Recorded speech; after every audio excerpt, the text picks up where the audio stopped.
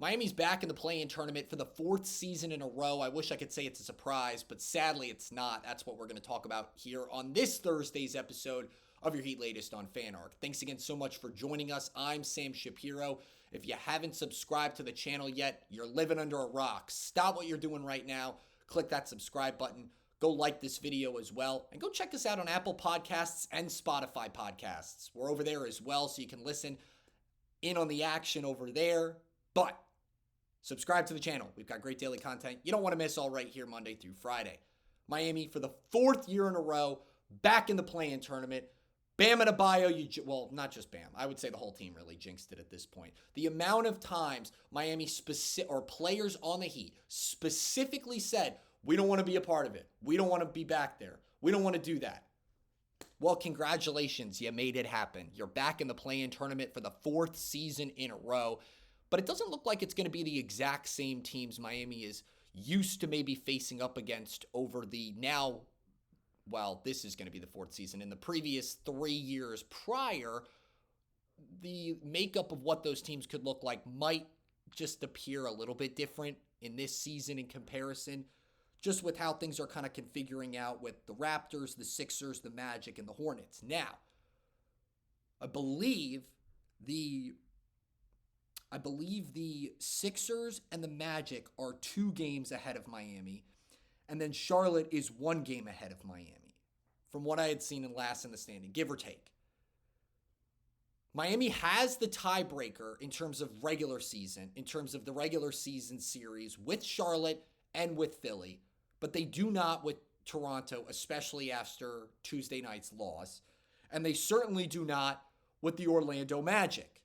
So, if Miami were to win out their next 3 games, and depending on how the Magic and the Hornets, well, not the Magic, excuse me, the Hornets and the 76ers slate shapes up to finish out their regular season, Miami could potentially find their way out of the 10th seed, the absolute rock bottom of the play-in tournament, maybe moving into the 9th or 8th seed.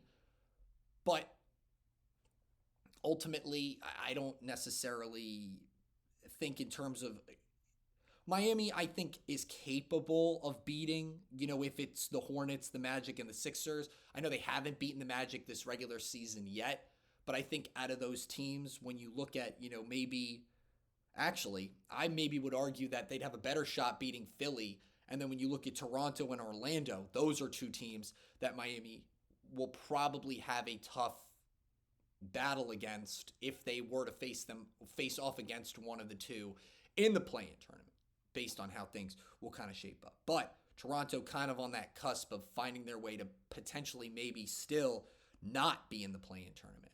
It's just helpful that out of the teams still kind of left over, Miami at least has had the last laugh against both the Sixers and the Hornets, despite, not necessarily looking at that picture against the Magic. We're just going to have to wait and see how everything plays out with that. But I think that Miami, I don't know.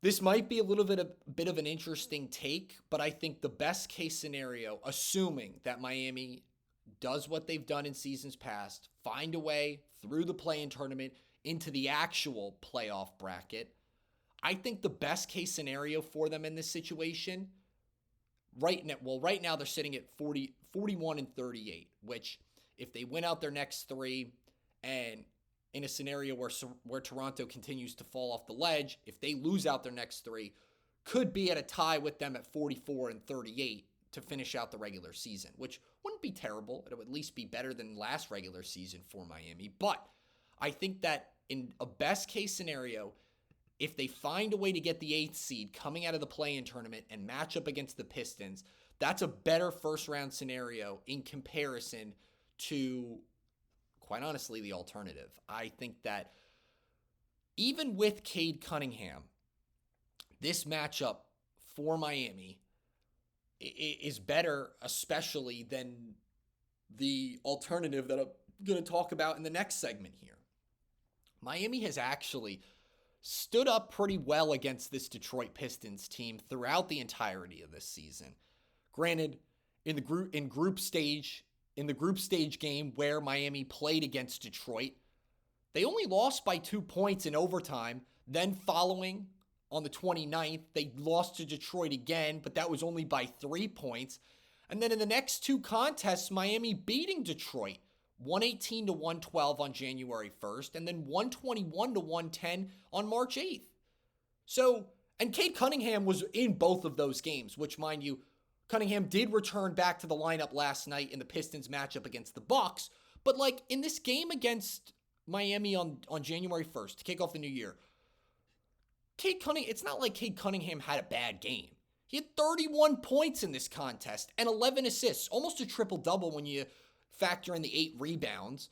And then when you look at the most recent contest back on March 8th, it's not like Cade Cunningham was slacking in that game either. 26 points in that contest and shot the ball much better in that game too. 9 of 18 from the floor. So, I mean, when you're looking at, I don't want to say, just because Cade Cunningham had a great game and Miami still found a way to win, that's going to be the end-all, save-all. But I think when you compare it to other series that Miami could potentially get locked into, looking at you, Boston, I think that could be the worst case scenario for Miami, who has gone 0-4 against the Celtics team through the entirety of this season. And now they've got more talent back on the roster with Tatum back in the lineup. In, I believe, 3 out of 4 of those contests that Miami just completely either blew the game to start out or blew the game right at the end, you don't have Jason Tatum in the lineup. So now you've got Tatum with not only back in the lineup, but with a couple games under his belt. That's personally, I think, a worst case scenario situation for Miami going into this postseason. Because when you look at the top 4 teams in the Eastern Conference, Miami's beaten the Knicks over the course of this year as well. They've beaten the Cavaliers. I definitely think they can beat Atlanta, but I also don't think they're going to match up with Atlanta at this point in time. So I think best case, Miami maybe finds a way to end up being the 8th, potentially the 7th seed. I think they're pretty much a lock for the 8th seed. But again, I don't want to say at least the final playoff picture is set in stone following what the play-in could look like. I just think that ultimately Miami is going to have a much easier time matching up against the Detroit Pistons than the Boston Celtics because of how these matchups has transpired over the course of this regular season. And I feel like a lot of people might disagree with me because obviously Pistons playing with a little bit of a chip on their shoulders with how the postseason went with them last year, and now you at least have your star player in Cade Cunningham confirmed back in the lineup, not going to be sitting out. So I could definitely see why the argument that Detroit would also walk all over Miami is definitely not completely out of the ordinary.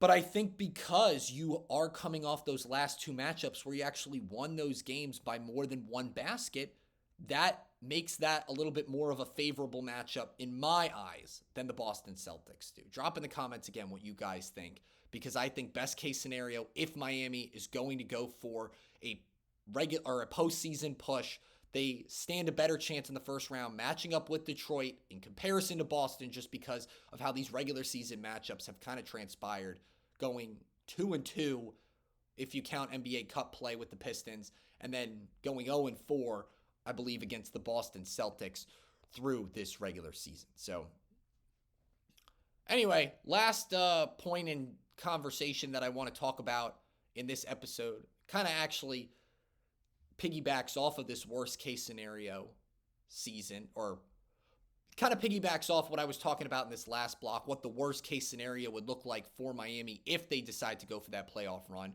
But is a playoff run necessarily the best thing that Miami can go for? I think a lot of people want Miami specifically to tank because if Miami makes it out the play-in tournament, makes it as an 8th seed, goes up against the Pistons in the first round like I'm predicting. Okay, in a picture-perfect world, or at least in my picture-perfect world, they beat the Pistons, but then you win that series, then what? It's going to be the same scenario, all song and dance in the next round? And then if you lose in the second round, if you're a semifinal exit, that begs the question, is that ultimately worth seeing Miami go on that run. And if you're sacrificing a lottery pick for that, I think a lot of people would argue no. And that's why you have a lot of Heat fans asking for the organization to go for a tank. Because if you can at least, you lose in the play-in tournament, you're at least, I believe, putting yourself in a better contention to get a lottery spot. And then you can, actually consider adding a center in this front court or a starting point guard or a starting point guard in this backcourt. So ultimately, if the writing on the wall shows that Miami is not going to get past the first or second round, tanking for the lottery, I think definitely is a little bit more of a solid argument. Now, if you're a Heat fan that wants to see Miami try to play at the highest potential they could reach and win a number of games or win as many games as possible, then you might be one of those fans arguing to see what this postseason run could look like. But if it's what we saw last year, where Cleveland just completely walked over Miami the second they made it out of the play-in tournament, then you're going to have you're going to have everybody saying it was the exact same thing as last year. We need to make a hard reset. And that's going to, I personally think, be even harder without a lottery pick. So drop in the comments what you guys think, because I think a lot of Heat fans are hoping that Miami at least kind of looks towards the direction of tanking. And if they're not intentionally tanking, hoping that the Heat don't find a way out of the play-in tournament into the actual NBA playoffs. That's going to do it for this Thursday's episode of your Heat Latest on FanArc. Don't forget to drop a like on this video, and if you haven't already, click that subscribe button. We've got great daily content you don't want to miss all right here Monday through Friday. Be sure to tune into tomorrow's episode for a recap of tonight's matchup where Miami is taking on the Toronto Raptors once again. Hopefully they can break 100 points in this one and not finish out this season series with the Raptors getting completely swept. Thanks again so much for joining us. Once again, I'm Sam Shapiro. Have a good one.